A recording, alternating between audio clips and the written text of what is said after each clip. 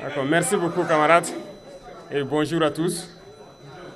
C'est un réel plaisir d'être là ce matin avec vous, pour communier avec vous et aussi échanger sur certains sujets, je dirais, d'ordre scientifique et qui nous intéressent beaucoup. Présent ici donc à l'occasion du 80e anniversaire de la victoire sur le nazisme, je pense que nous avons participé hier à la parade. Bien avant ça, la veille, nous avons participé aussi à certains événements culturels. Mais de tout ça, je dirais que nous avons appris beaucoup de leçons et qui doivent nous amener encore à réfléchir plus, à nous remotiver pour relancer la machine africaine. Le nazisme qu'on croit ou qu'on croyait avoir disparu est en train de refaire surface. La même chose que l'impérialisme, le colonialisme qui est là sous une autre forme et qui continue d'endeuiller des populations à travers le monde. Et aujourd'hui, beaucoup de peuples sont en train de se battre pour leur survie, pour leur souveraineté, pour vivre en paix. Et le Sahel fait partie de cette zone où l'impérialisme est en train de se manifester de façon très violente. Et avec tout ce que nous vivons, je souhaite que nous puissions donc honorer la mémoire de tous ceux-là, tous ces combattants qui se sont donnés corps et âme et qui nous ont dévancés à l'au-delà dans ce combat contre l'impérialisme, contre le néocolonialisme. Je vous demande donc d'observer une minute de silence.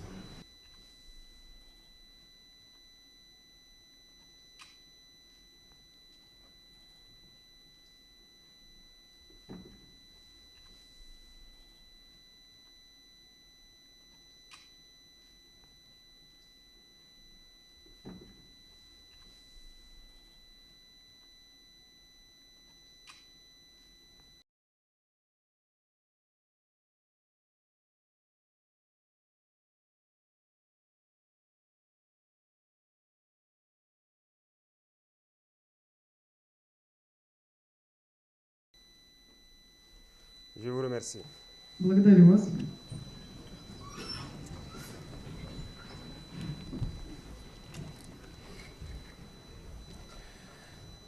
Ce matin, nous sommes dans un cadre assez particulier, qui est une université scientifique, où donc beaucoup d'étudiants de l'AES sont présents pour avoir la connaissance, le savoir. Et nous avons tenu à être là pour vous encourager et vous passer aussi quelques messages dans le sens de la quête du savoir. Nous allons travailler à ce que le nombre d'étudiants ici augmente, mais aussi, j'ai échangé avec eux, nous souhaitons que ces universités, telles que cette université chimique et l'université donc, de radiotechnologie, qu'on puisse les dupliquer au pays et former plus d'étudiants et que nous puissions être en coopération et qu'ils nous envoient des instructeurs sur place pour avoir de grands laboratoires et de grandes universités. Notre coopération avec la Russie va se baser plus sur l'éducation, le transfert de savoir.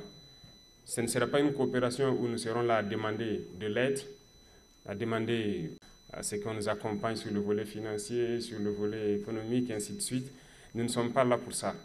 Nous sommes là pour coopérer plus sur le domaine du savoir. Et le savoir, c'est beaucoup plus scientifique. Et vous, ici présents dans cette université scientifique, je vous admire beaucoup parce que normalement, vous devrez apprendre et pratiquer la science, la chimie et la radiotechnique. C'est ce dont nous avons besoin aujourd'hui pour nous développer. Je vous prendrai quelques exemples au cours de mon speech pour vous étayer le fond de ma pensée.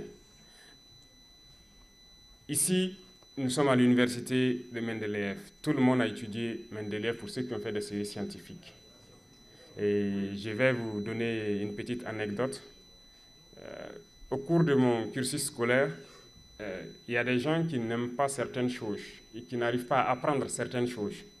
Donc lorsqu'ils n'arrivent pas à le faire, on les surnommait du nom peut-être du savant qui a inventé la chose. Par exemple, nous avons eu des gens qu'on appelait Pavlov, on a eu des gens qu'on appelait Mendeleïev également. Celui qu'on appelait Mendeleïev, par exemple, il s'est posé la question une fois, que pourquoi Mendeleev a créé ces tableaux-là. C'est pour nous créer des problèmes. Vous comprenez? Il doit bosser un tableau, mais il ne sait pas pourquoi il doit bosser le tableau. Ce qui veut dire que s'il ne pratique pas, il ne connaît pas l'utilité du tableau périodique de Mendeleev. Voilà pourquoi je dis dans ce sens, la coopération est très importante pour qu'on puisse faire de la pratique. C'est la même chose que les équations chimiques qu'on passe le temps à équilibrer depuis, je dirais, le lycée. On est très fort lorsque sur papier on nous dit d'équilibrer une équation chimique, on le fait. Lorsqu'en thermodynamique on nous dit de calculer l'enthalpie standard de formation d'un corps, on le fait. Mais pratiquement, qu'est-ce qu'on fait?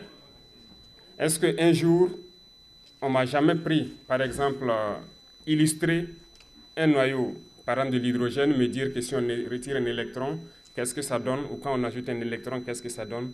Cette illustration pratique, je ne l'ai pas eue. L'acide chlorhydrique, depuis le lycée, on nous fait faire des réactions chimiques sur le papier avec. Mais je n'ai jamais manipulé l'acide chlorhydrique et faire une réaction pratique. C'est pour vous dire que la pratique est très importante et ces laboratoires pour nous faire la pratique nous manquent au niveau de nos pays. Et vous ne devez pas être ce théoricien que moi je suis. Voilà pourquoi nous voulons dupliquer ce genre d'université chez nous pour que nos jeunes qui se forment dans les matières scientifiques aient de la matière pratique et qu'ils ne soient pas juste des théoriciens. Beaucoup de choses autour de nous, c'est la chimie des matières.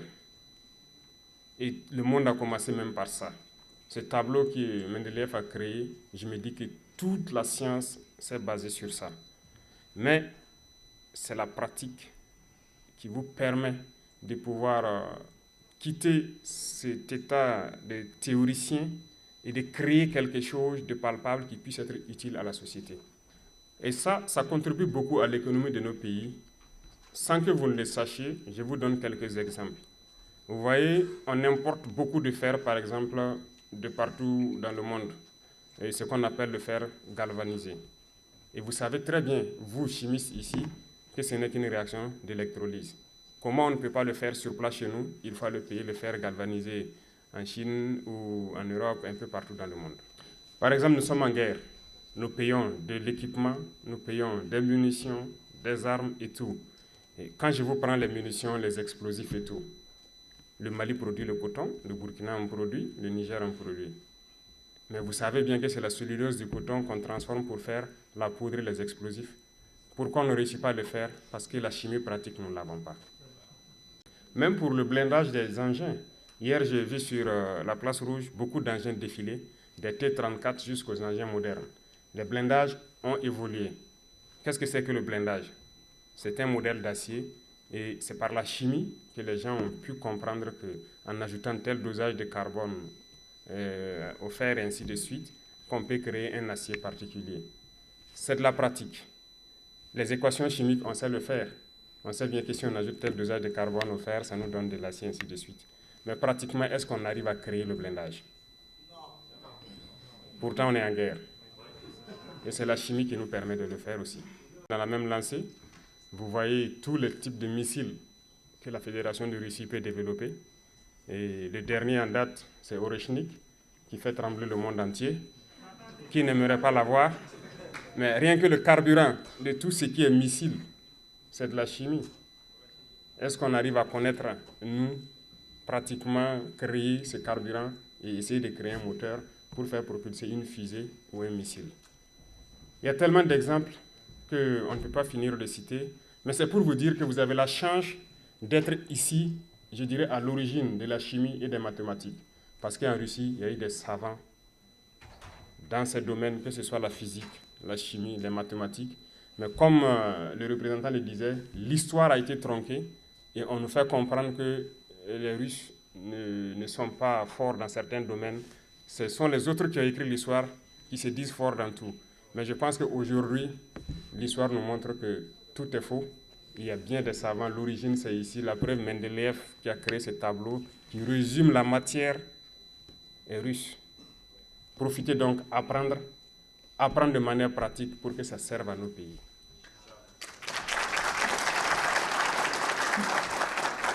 Lorsqu'un pays est faible, il est voué à disparaître dans ce monde de prédation. Il faut qu'on soit fort. Et aujourd'hui, les pays qui sont nucléaires sont forts. Ils ne perdent jamais une guerre. Mais la bombe nucléaire, vous avez tous fait atomistique, c'est sûr. On vous dit que c'est un neutron qui frappe un noyau, qui se divise, ça libère de l'énergie. On connaît l'équation, mais comment enrichir même pour changer d'isotope? Comment enrichir? Comment le faire pratiquement? Profitez donc, apprendre, parce que nous avons besoin de vous pour développer nos pays.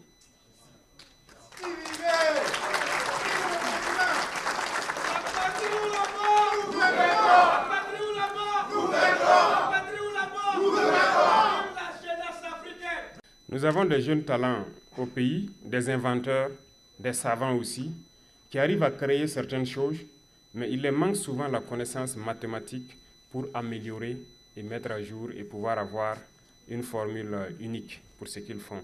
Et je pense que le fait de vouloir dupliquer ces universités au Burkina Faso et permettre à ce qu'il y ait tout le nécessaire que les jeunes apprennent est une très bonne chose, et nous allons continuer donc à intensifier la coopération avec la Russie, surtout dans le cadre des échanges scientifiques, de l'éducation, et ça, c'est la base du développement.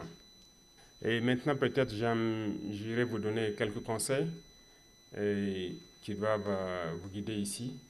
Et je pense qu'on dit l'Afrique est le berceau de l'humanité, mais l'Afrique a beaucoup de retard à rattraper.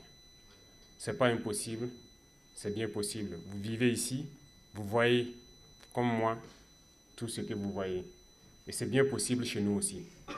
Il faut croire, il faut travailler. Et je vous exhorte à être des citoyens modèles ici, à respecter les règles et les lois du pays qui vous accueille, à être des modèles d'intégrité, à être solidaires, à être des modèles d'Africains qu'on a envie de voir dehors.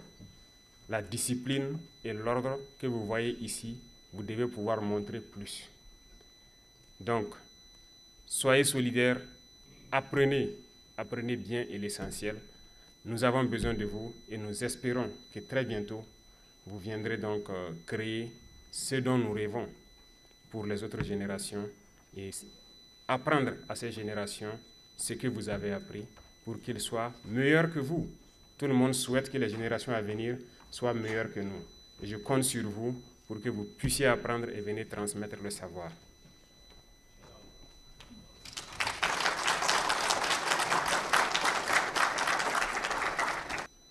En tout état de cause, restez concentrés.